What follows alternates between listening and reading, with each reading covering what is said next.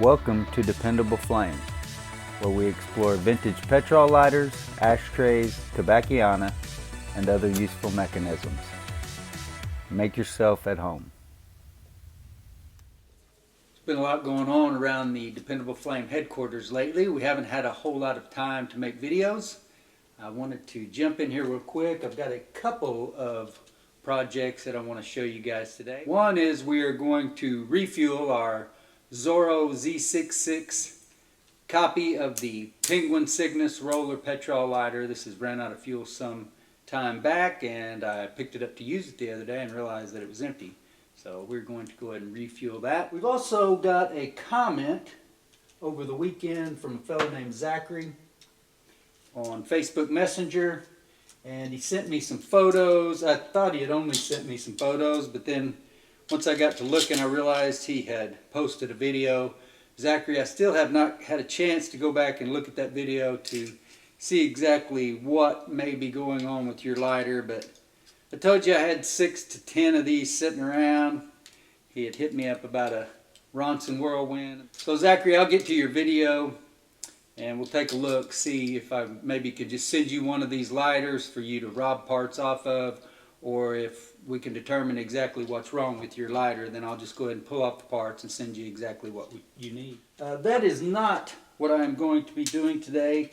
That is not the main project for today's video.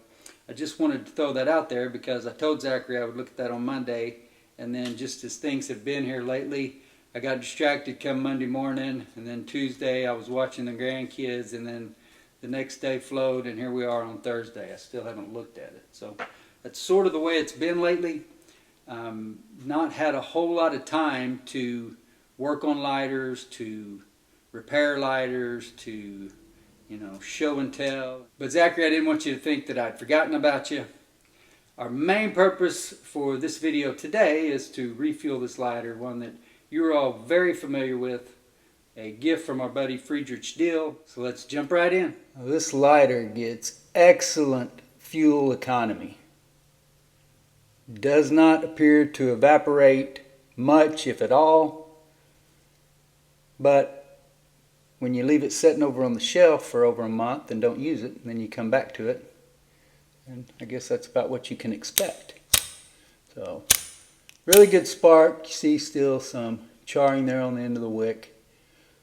Should still have plenty of wick there. Might be able to tug it up just a bit. And we'll pull our heavily knurled and well sealed fuel cap. Take our dropper of Ronson.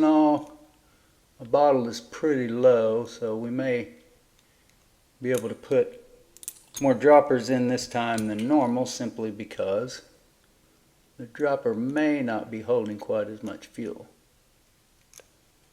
It's been so long since I fueled this lighter, I don't remember how many it held. A vintage Penguin Cygnus lighter will only hold 1.5, maybe 2. That was 3. Appears to be wet but not running out. Not standing in fuel.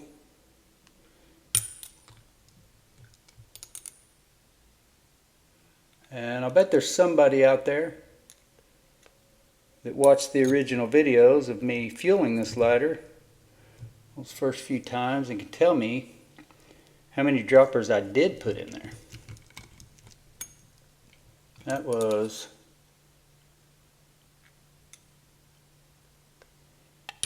5 or 6, I think.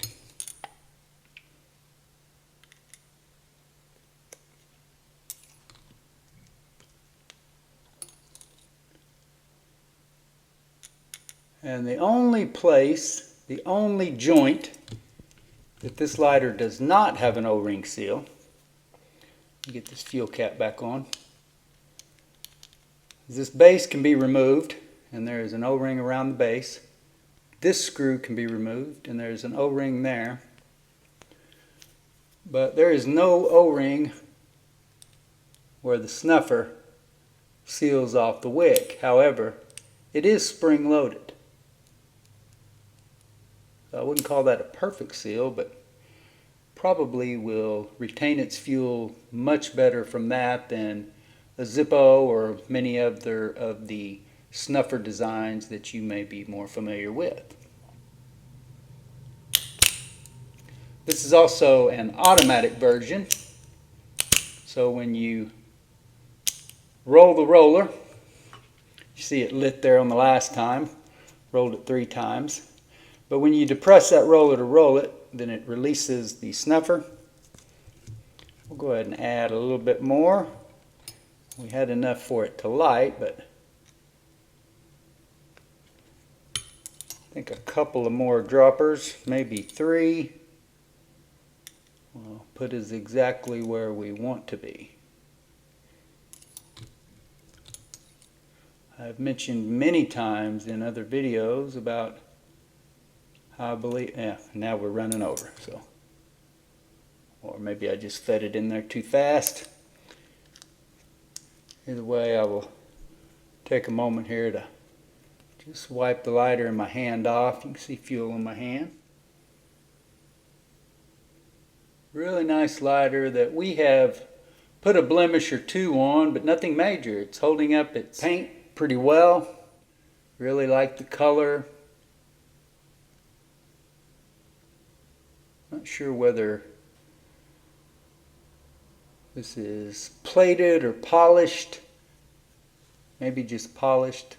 Zamac, I believe, would be the correct identification of the base metal, zinc alloy. Fuel screw and base are obviously different from the originals. The roller, the worm gear, the hinge is different. The spring is different. It was a piston spring used on the originals, and we've just got a coil spring used on these. Whether or not the piston spring was better, or whether or not this coil spring might perform better, I do not know or could definitely say, but seems to work really well so far. And maybe this newly manufactured Zorro Z666 is not as impervious to vapor lock as the older models. Maybe we need to tighten up the worm gear. Seems like it's already tightened down as far as it will go. And we got a little bit of vapor lock going on there, as you can see. But it did light up again. Just a little bit of a jump as it ignited.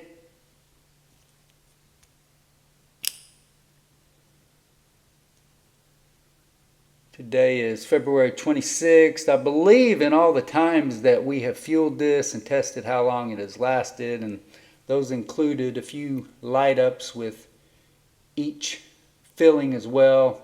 Not that I use it near enough to empty it of its fuel, but the fuel lasted for over a month each time, and it seems like maybe the second time was closer to 2 months. I'd have to go back and watch those videos, which you guys can obviously go back and watch if you like. I've surely made, I don't know, a dozen videos of this lighter. At least half a dozen so far.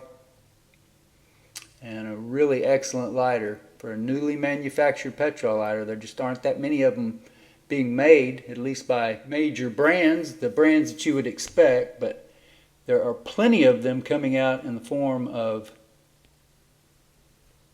mechanisms that were historically relevant and being produced now either in Hong Kong, China, or possibly even Japan, or marketed out of those different areas. I'm not sure. I think the last information we had about these Zorro lighters is that they were being manufactured in a facility in Hong Kong that Ronson left behind, but then marketed by a Chinese company.